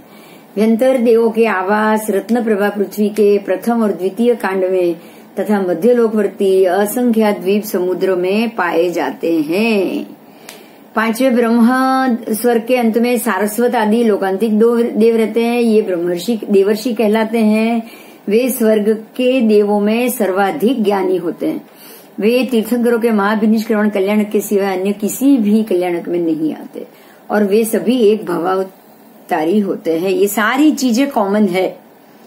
यहाँ है सिर्फ 16 देवलोक वाली, उसके अलावा एक भी चीज ऐसी नहीं है जो हमारे और उनमें में अलग पड़े। चलो आगे जाएंगे। भवनवासी, व्यंतर, ज्योतिष और कल्पवासी, ये चारों प्रकार के देवों का औपपातिक जन्म होता है। वे अपनी उपपात शैया पर जन्म लेने के कारण उसके पश्चात एक अंतर मुहूर्त में ही पूर्ण युवावस्था को प्राप्त हो जाता। शरीर तो उनका बढ़ना है ही नहीं, सीधे देव युवान बन जाएंगे सिर्फ एक अंतर्मुहूर्त मतलब 48 मिनट के अंदर। तमस्काय की बात है अभी, ये भी हमारा और उनका एक जैसा था। अब तमस्काय की बात करेंगे। जम्बू द्वीप से तिरछे असंख्यात द्वीप समुद्र को लांघने पर अरुणवर द्वीप की बाहरी वेदिका के अंत से अरुणोद समुद्र में 42,000 योजन अवगाहन करके जल के ऊपरी भाग में एक प्रदेश की श्रेणी वाला तमस्काय, एक प्रदेश की श्रेणी वाला तमस्काय, एक अंधकार से भरा हुआ पिंड है, उसका आरंभ होता है। पुनः ये 1721 योजन ऊपर उठकर विस्तार को प्राप्त हुआ, सौधर्म आदि 4 कल्पों को आवृत्त करके 5वें ब्रह्मलोक नामक देवलोक के रिष्ट विमान को प्राप्त होके समाप्त होता है। देखो इसको आपको समझना है कहाँ है। तो ये जो अरुणावर मतलब एकदम बाहर की वेदिका, 2.5 द्वीप, असंख्य द्वीप, समुद्र तक आपको जाना पड़ेगा, बराबर। उसके बाद अरुणोद समुद्र से 42,000 योजन अवगाहन ऊपर करके, उससे 42,000 योजन छोड़ने के बाद ऊपर जाल के ऊपरी भाग में एक प्रदेश की श्रेणी वाला तमस्काय है, जो 1721 योजन ऊपर उठ के विस्तार को प्राप्त हुआ है। ऊपर में 1721, और वो 1721 कहां से कहां तक, तो सौधर्म आदि 4 कल्पों को आवृत कर रहा है। सौधर्म, ईशान, ब्रह्म और लांतक, ये चारों को अरे सौधर्म, ईशान, सनत, महेंद्र, ये चारों देवलोकों को वो ढक देता है, उसको आवृत कर रहा है। बराबर देवलोक, यहाँ मान लो देवलोक है तो बराबर उसके पैरेलल जा रहा है वो। अगर यहाँ देवलोक है तो बराबर उसके पैरेलल जा रहा है। जब हम पढ़ेंगे तब ये इसकी पिक्चर भी देखेंगे और फोटो भी देखेंगे, तब ज्यादा क्लियर हो जाएगा। उसको चारों कल्पों को आवृत करके 5वें ब्रह्मलोक नामक देवलोक के रिष्ट विमान को ये प्राप्त करके समाप्त होता है, बराबर। और ये तमस्काय का आकार नीचे मल्ल कमल और मुर्गे के पिंजरे के जैसा है। इसके लोक तमिस्त्र आदि 13 नाम, इसके 13 नाम है। तमिस्त्र मतलब अंधकार, तमह का मतलब ही है अंधकार। इसके 13 नाम है। इनमें 8 कृष्णराजी है, इसमें 8 कृष्णराजी, वो भी काली है कृष्णराजी, बिल्कुल गाढ़ अंधकार जैसी वनस्पति के और जंगल के बीच में आप जैसे चल रहे हो, इसलिए उसको 8 कृष्णराजी बताया गया है, बराबर। आगे हम देखेंगे, फोटो के साथ देखेंगे, ठीक है। अभी इतना ही समझना है क्योंकि ये दोनों में कॉमन है, इसलिए यहाँ हमें इसके ज्यादा डिटेल में नहीं जाना, ये दोनों में कॉमन है। जो आप ये तमस्काय पढ़ रहे हो वही तमस्काय वैसी ही स्थिति में आपको श्वेतांबर के अनुसार के देवलोकों की व्यवस्था के साथ भी पाया जाएगा, ठीक है। तो अभी आपको जानना है सिर्फ वो कहाँ है, कैसा दिख रहा है, वो सब हम बाद में करेंगे। अब यहाँ 10वां जो क्षेत्र माप है, वो क्षेत्र माप इस प्रकार से बताया गया है। परमाणु, अनंत परमाणु, देखो यहाँ पे परमाणु नाम है, हमारे में क्या नाम था, कोई बोलेगा? हमारे में सबसे छोटा क्या नाम था?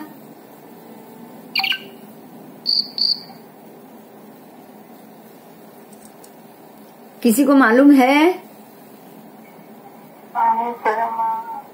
हाँ, अणु परमाणु, अनंत परमाणु कहा है इसमें। हमारे में क्या था? स्कंद, देश, प्रदेश, परमाणु, समझे? दोनों में एक ही बात आई ना। यहाँ भी उसके सबसे छोटे को क्या बोला है? परमाणु। परमाणु, अनंत परमाणु, और परमाणु का सबसे छोटा अविभागी अंश, और वो कहाँ तक है? एक लीक्षा तक, फिर लीक्षा से आगे जाओगे युका तक। ये सारा जो हमने पढ़ा था ना क्षेत्र का, वही माप है, वो आप जरूर किताब से पढ़ लीजिएगा, आपको समझ में आ जाएगा, ठीक है। वही समय से लेके हम जाते थे, वो वही मनुष्य के बालाग्र और यही सब माप है। उपरयुक्त माप वर्णन उपसेदांगुल से है। उपसेदांगुल प्रमाणांगुल से 500 गुना होता है, 500 गुना। प्रमाणांगुल से ये 500 गुना बढ़ जाएगा। एक उपसेदांगुल लंबी प्रदेश श्रेणी पंक्ति को सूच्यांगुल कहते हैं, सूच्यांगुल के वर्ग को प्रतरांगुल कहते हैं, सूच्यांगुल के घन को घनांगुल कहते हैं। असंख्यात कोड़ाकोड़ी घनांगुल गुणित योजनों की पंक्ति को श्रेणी या जगत श्रेणी के घन को लोक या घन लोक कहते हैं।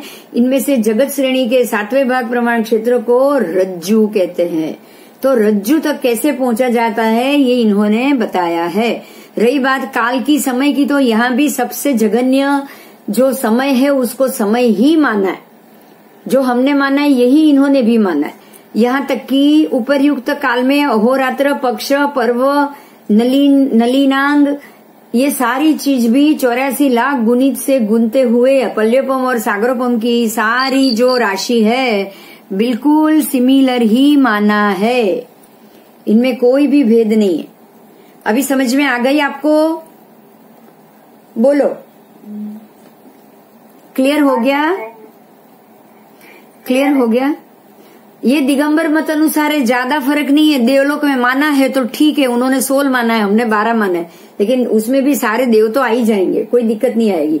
दूसरी बात जो उन्होंने मानी है, जो अलग हो रही है, वो है थोड़े से एक मंडल, सूर्य मंडल में एक उन्होंने कम कर दिया है, दूसरे उन्होंने कुछ अंतर्जीव बढ़ा दिया है, तो उसको ठीक है, कोई ज्यादा बात नहीं है, उसको आप ज्यादा कोई ध्यान लेके हमको ज्यादा जाने की जरूरत नहीं।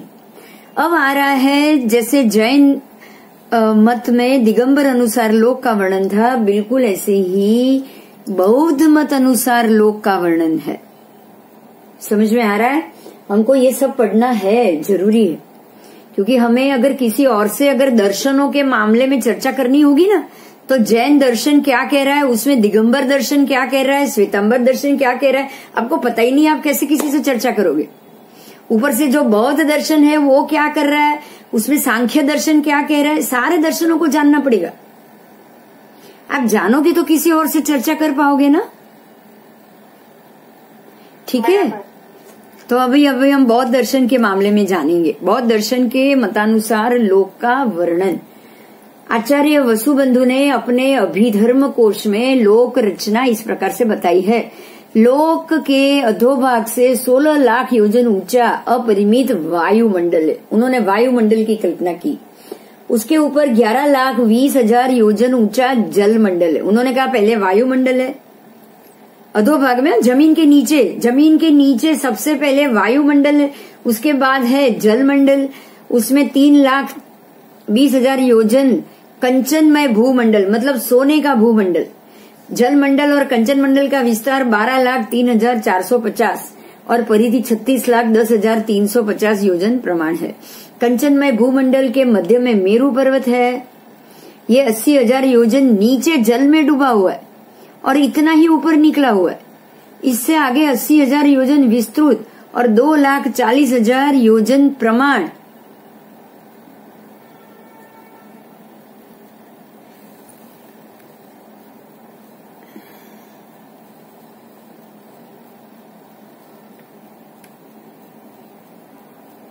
परिधि से संयुक्त प्रथम सीता समुद्र है, जो मेरू को घेरकर अवस्थित है।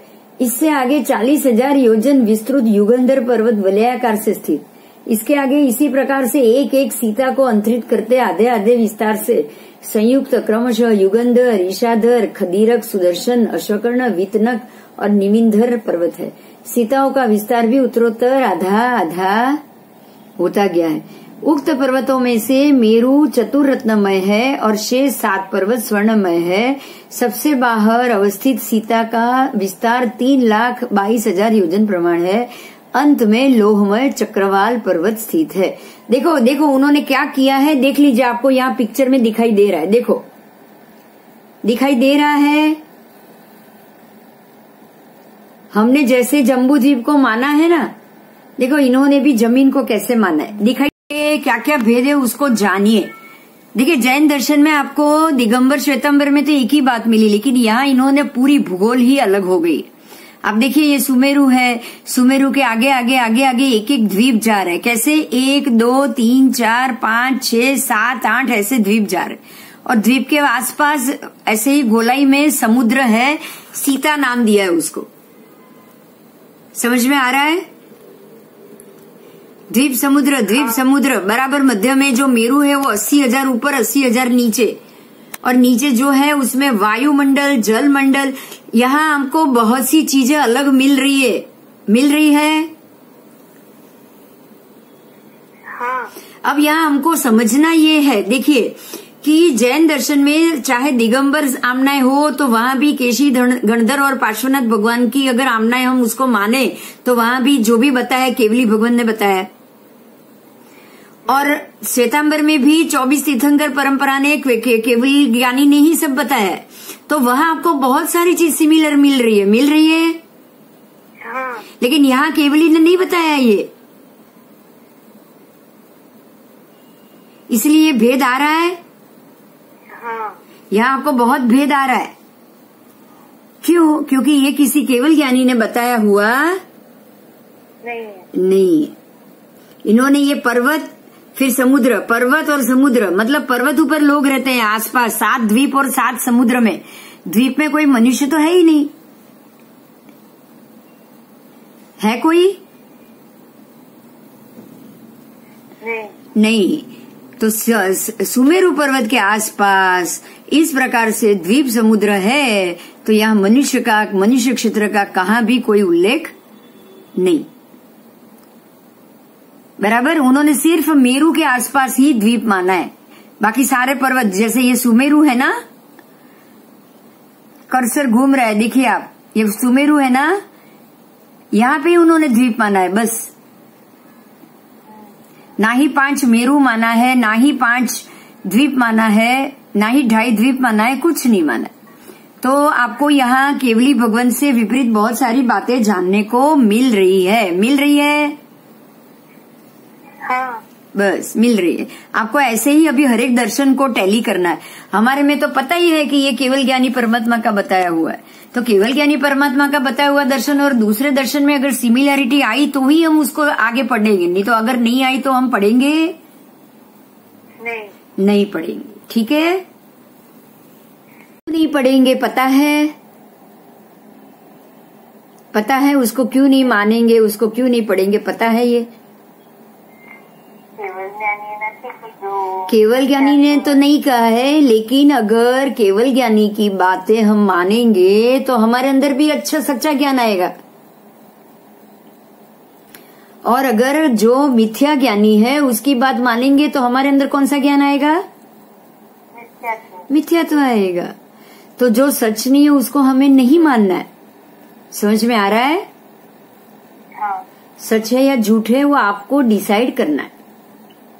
आओ अभी आगे आओ, चलो। उन पर्वतों में से मेरू, जो भी पर्वत बताए हैं उनमें से मेरू चतुर्रत्नमय और शेष 7 पर्वत स्वर्णमय। उन्होंने 8 पर्वत बोला, 1 पर्वत मेरू और शेष 7 पर्वत। तो जो 8 पर्वत है उसमें से मेरू है, उसमें 4 प्रकार के रत्न है, और बाकी शेष 7 पर्वत है वो स्वर्णमय है। ऐसी तो भगवान ने कोई बात नहीं की है। समझ में आ रहा है? और सबसे बाहर जो महासमुद्र है उसका विस्तार 3,22,000, मतलब उन्होंने तो 8 द्वीप तक की बात बता दी। उन्होंने तो आगे कोई संसार बताया ही नहीं। ठीक है, आगे आओ। निमिंधर और चक्रवाल पर्वतों के मध्य में जो समुद्र स्थित है उसमें जम्बू द्वीप, पूर्व विदे, अवर गोदानी और उत्तर कुरु, ये 4 द्वीप बोल दिए। उन्होंने जो मेरू पर्वत है उसके आजू बाजू में 4 द्वीप बोल दिए। उनमें जम्बू द्वीप मेरू के दक्षिण में, उसका आकार शकट के समान, उसकी 3 भुजाओं में से 2 भुजाएं 2000 योजन और 1 भुजा 3050 योजन की है। उन्होंने क्या किया पता है? जम्बू द्वीप को जैसे बराबर मध्य में मेरू है उसके चारों ओर 4 द्वीप बता दिए। मतलब जम्बू द्वीप भी सबसे पहले जो द्वीप का एरिया ना उसका 4था भाग हुआ। समझ में आया?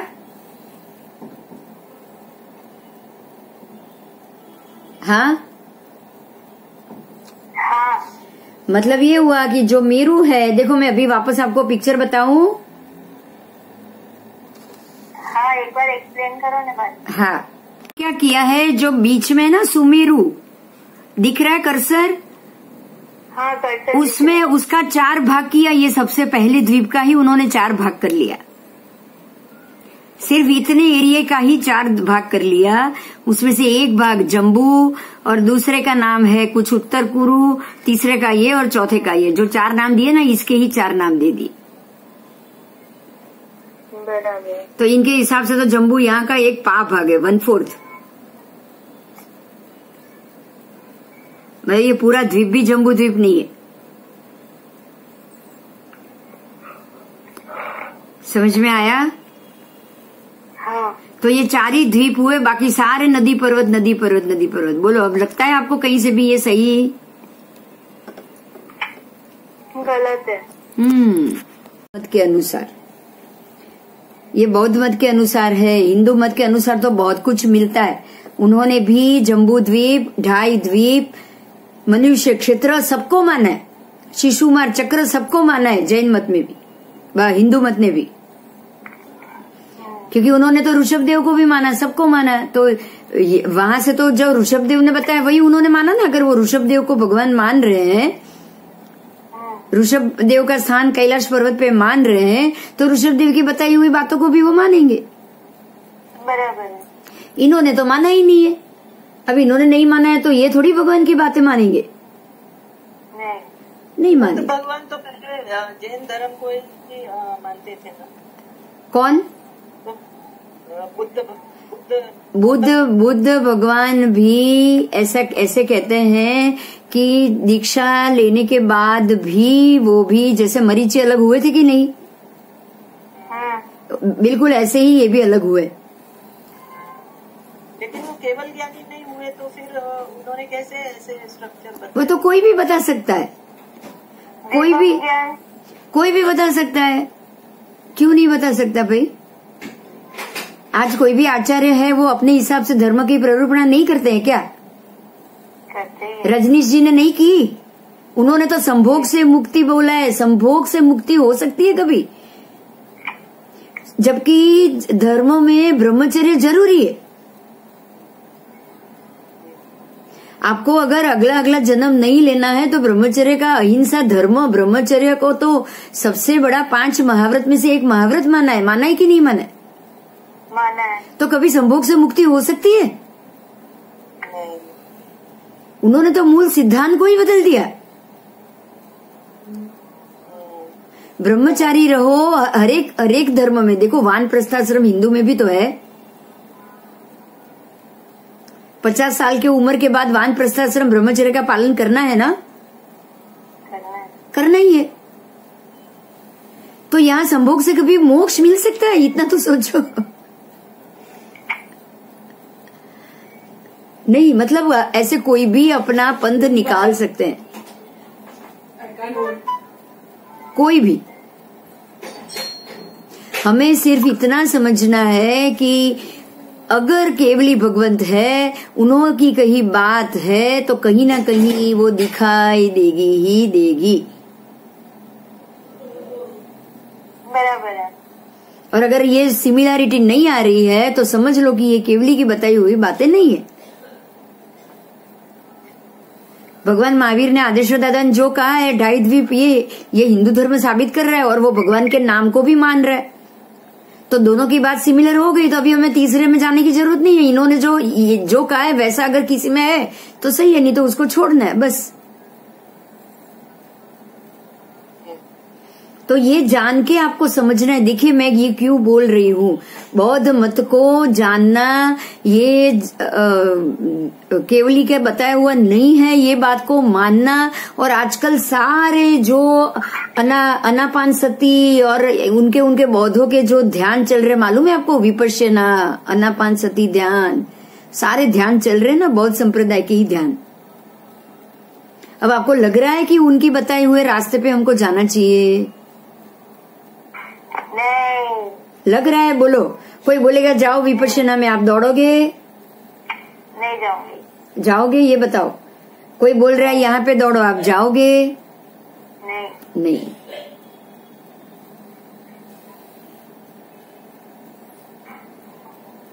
समझ में आया? આપણે પ્રભુનું ધ્યાન કરવાનું, બીજું કોઈ ધ્યાન નહીં।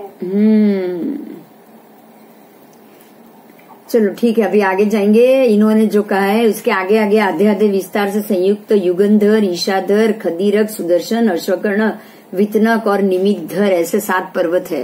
बराबर, ऐसे पर्वत को कहा गया है। ये तो हमने कर लिया, ये भी कर लिया। मेरु के पूर्व भाग में अर्धचंद्राकार पूर्व विदेह, देखो नाम भी उन्होंने तो विदेह ही दे दिया, जम्बू द्वीप और विदेह नाम। समझ में आया आपको? मतलब उन्होंने जो महाविदेह है वो सारे जम्बू के पूर्व दक्षिण में जम्बू कह दिया, पूर्व में महाविदेह कह दिया। उन्होंने 4 वहीं पे ही बता दिए, एक ही। पश्चिम में भार अवर गोदानीय द्वीप, इसका विस्तार 2500, चारों का 2500 योजन, 7500 योजन उसकी परिधि। मेरु के उत्तर भाग में शम चतुष्कोण उत्तर कुरु द्वीप।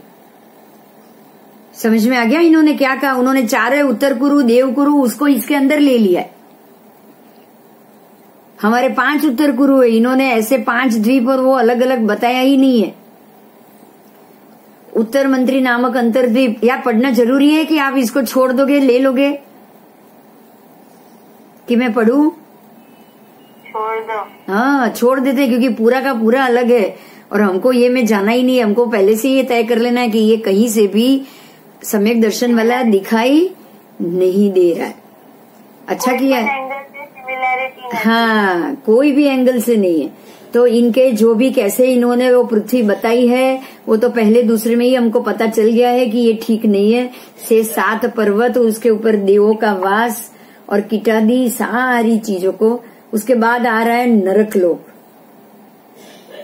अवीची नाम का नरक। उनके नरक के नाम अलग अलग है, बस 7 नरक। नरक तो उन्होंने 7 ही माना है, लेकिन 7 के नाम अलग अलग। यहाँ वैतरणी नदी, और वैतरणी नदी और सारा उल्लेख है ना, ये कुछ भी हमारा नहीं है। हाँ, अब ये चीज का ध्यान रखना।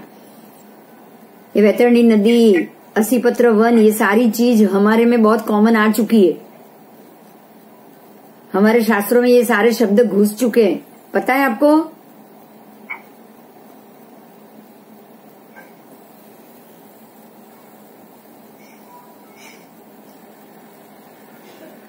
उसके बाद है ज्योतिर्लोक। बहुत में देवलोक बताएगा છે। हाँ, अब आएगा। ऐसा करते हैं, अभी 8:35 हो चुके हैं, फिर कल करें, क्योंकि ज्योतिर्लोक भी है, स्वर्गलोक भी, और इसको आप पढ़ के आना थोड़ा सा नेक्स्ट क्लास में। क्योंकि वैसे भी अगर हम इसको पढ़ने जाए ना, हमारे दिमाग में अगर ये इक्वेशन बिठाए ना, तो कभी ना कभी हमको ही गलती हो सकती, कंफ्यूज हो जाओगे आप। इसीलिए आप खाली पढ़ के आना, बस ये हमारे लिए सही है कि नहीं इतना आपको मालूम पड़ जाएगा। अब चंद्र का मंडल का प्रमाणी 50 योजन। बोलो 50 योजन का कितना मतलब हुआ, समझ में आता है? कहाँ 500 योजन पूरे मांडले और यहाँ पे 50 योजन।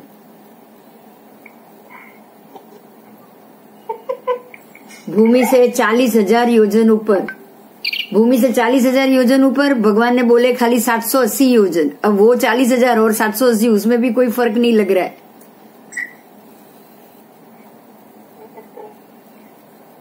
ગડબડ કરી છે બધી। હા, બધી ગડબડ કરી છે। તો હવે આમાં કઈ બહુ પડવા જેવું દેખાતું મને નથી, राइट? Right right. अब अगर आप अभी ये पढ़ोगे ना, ये दिमाग में बैठ गया ना, तो हमारा जम्बूद्वीप नहीं बैठेगा। सच बात है। ये सारा आप पढ़ लोगे, मैं छोड़ रही हूँ ये, इसको तो छोड़ दो। छोड़ देती हूँ, क्योंकि पूरी व्यवस्था अलग है। अगर आप सबने पढ़ने जाओगे ना, तो अपना भूल जाओगे। वैदिक धर्म अनुसार हम जाएंगे, क्योंकि वो हमारा और इसका थोड़ा बहुत भी सिमिलर है। ठीक है, ठीक है, ओके। चलो, तो फिर अगले क्लास में सीधा ये करेंगे। आप ये थोड़ा पढ़ के जरूर आ जाइए। ओके। वैदिक धर्म से बौद्ध धर्म, बौद्ध धर्म पढ़ के आना। वैदिक तो हम पढ़ेंगे, क्योंकि वो भी उन्होंने भगवान को माना है, तो हमारे और उनमें बहुत सारी सिमिलैरिटी होनी चाहिए। ओके। बौद्ध में तो है ही नहीं। बौद्ध धर्म ने भी एक ही भगवान को, एक भी को नहीं माना, और वैदिक और जैन तो परंपरा से साथ में ही चल रहे हैं।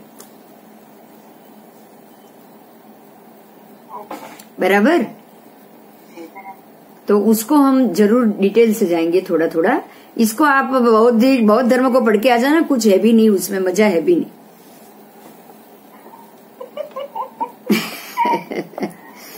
कुछ ना कुछ ऐसा ही जोड़ दिया है, वो कहीं से कोई भी एंगल से सही नहीं।